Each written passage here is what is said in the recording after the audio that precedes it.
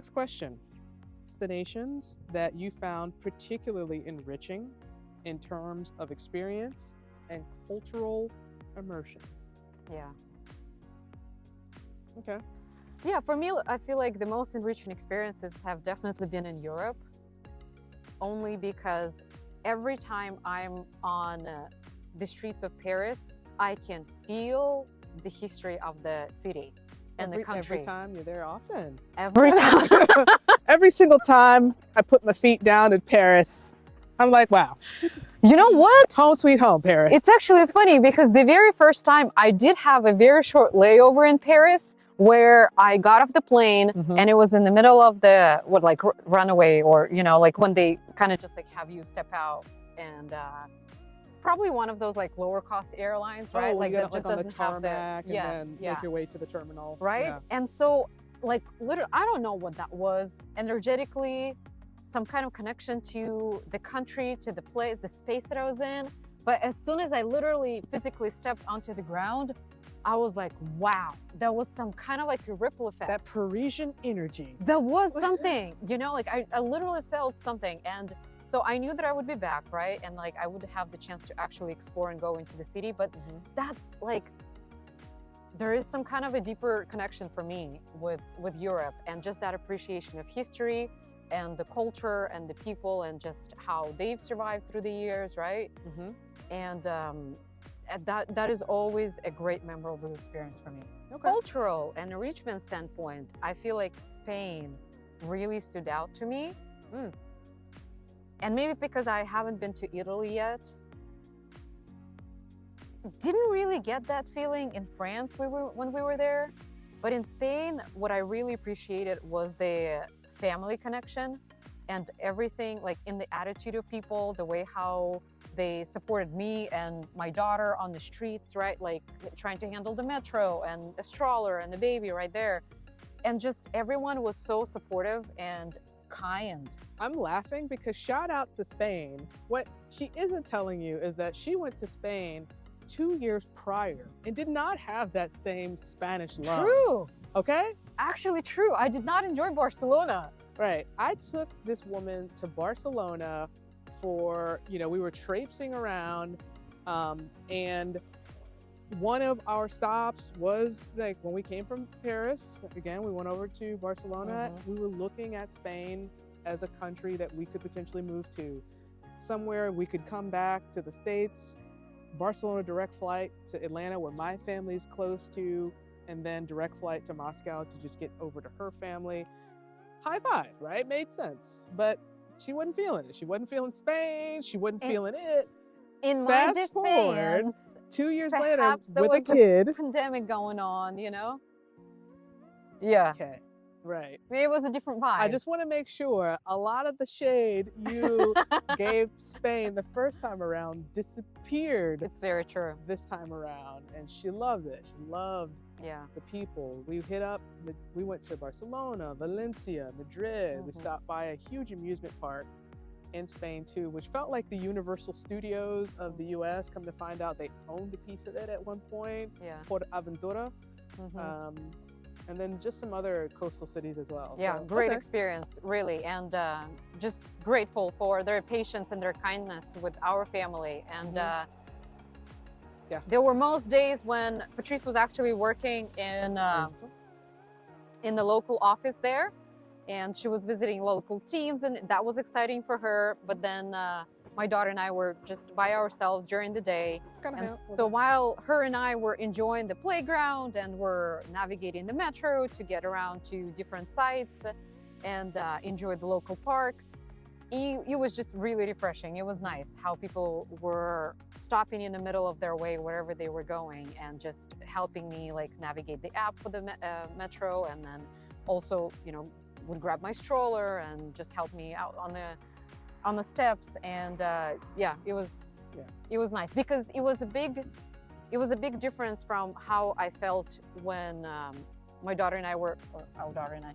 were alone on the streets of London. It's a faster paced city. I understand that, right? Like I would kind of compare it to New York in a sense, where people are they have their own agenda, they're busy, they're just running errands and whatever. and I just didn't feel that same support there. Yeah. So for me, an immersive experience would have been. Oh, one sec. So for me, it's so funny because the vibration of a place does stand out. When you talk about stepping down and feeling the vibes of Paris, I only felt that twice. Once when I went to Hawaii. Right? See, First time I went to Hawaii, you understand. but I was in. It wasn't like I stepped out and felt it. I actually went out into like the city, to the beaches, and that's when it spoke to me. The only other city that felt anything like that too, I told you when we were coming over the bridge in Nizhny Novgorod, right?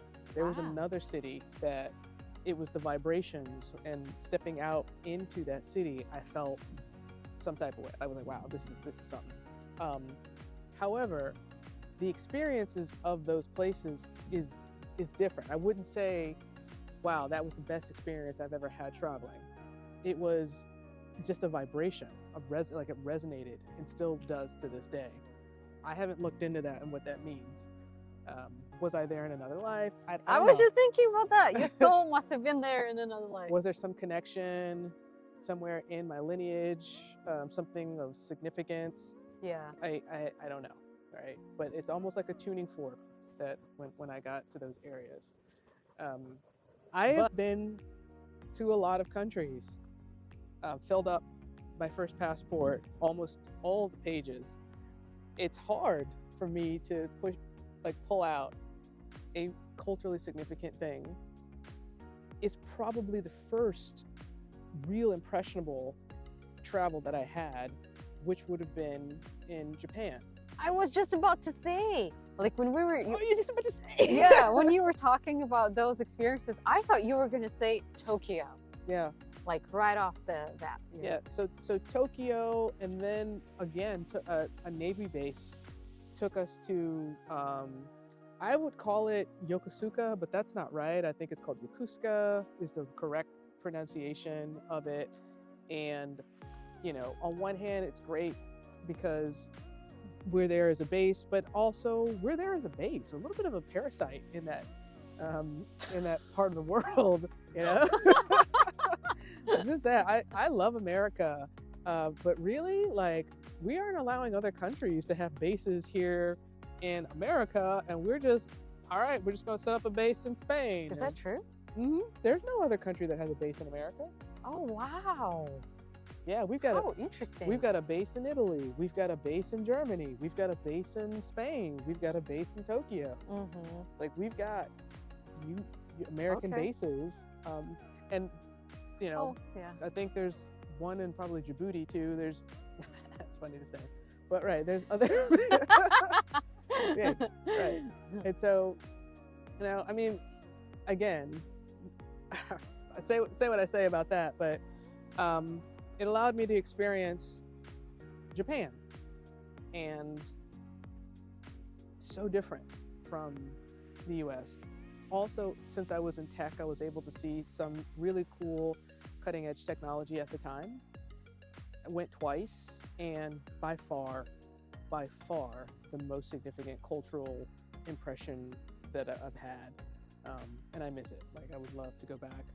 I would absolutely love to go back. And so what's interesting to me is that, like, you approach... Go back to a place you've never been? Interesting. You've Oh, never been yes, like with you. I meant. With you, I meant.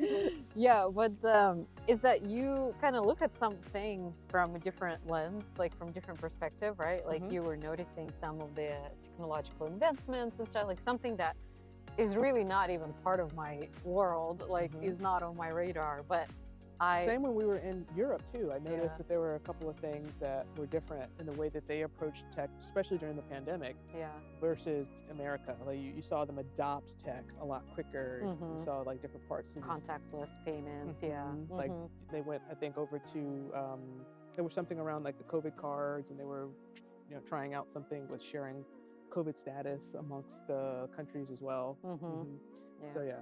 Anyway, That's cool. I cut Yeah. you off. What you were saying about Japan? No, but that's just what, yeah, that's what I just appreciate, kind of like your view of the world, is that yeah, you appreciate the history, the culture, the cuisine, people. Oh yeah, But then you like I add a missed all little that, but nuance to absolutely, I it. loved all that too. Yeah. Yeah. And then you kind of like see other things that are just might be escaping me completely. Mhm. Yeah. Yeah.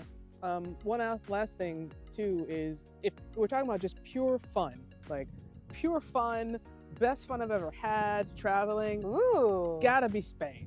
I mean, Spain is, and I tell the friends that I have in Spain too, like there's a trajectory in my life. Had I gone down the Spanish path, I don't even know what that Patrice looks like. It's not this Patrice today. But that was absolutely a fork in the road because I love Spain. There's definitely a huge love letter to Spain. But you know, everything has a reason, and there was probably a reason why I didn't stay in Spain at the time. Interesting. Like I'm just now Mhm. thinking even like what would be my place in the world where I absolutely felt that, and I don't think I have experienced that yet. Really, like you're like, oof, if I stay here, Yeah. then it could go good, it could go bad, but it would absolutely be a different life. You never thought? You never thought I mean, that I about a guess place? like United States has been that for me, Okay. but I guess like now it just feels so familiar. It just feels like home that, yeah, Mm-hmm. like that feeling is just already kind of like lived out itself. Okay. So I'm looking for something new. Well, you will know it if you ever have that experience. You'll know it. Uh-huh.